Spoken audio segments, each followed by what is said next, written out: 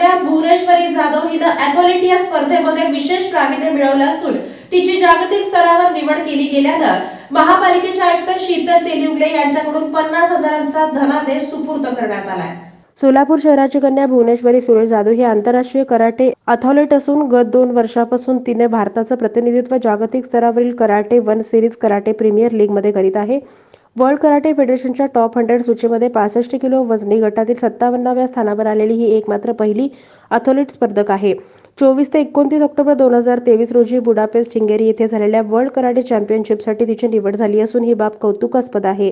कुमारी भुवनेश्वरी सुरेश जाधव हिची निवड 26व्या WKF senior world championship Budapest 2023 साठी ती पात्र झाली असून त्या अनुषंगाने आंतरराष्ट्रीय खेळाडू सोलापूर महापालिकेच्या महिला आणि बालकल्याण विभागाच्या वतीने पुढील कार्यासाठी सोलापूर महापालिकेचे आयुक्त शीतल तेलिउगले यांच्या हस्ते 50,000 रुपयांचा धनादेश प्रोत्साहन भत्ता म्हणून देण्यात आलाय।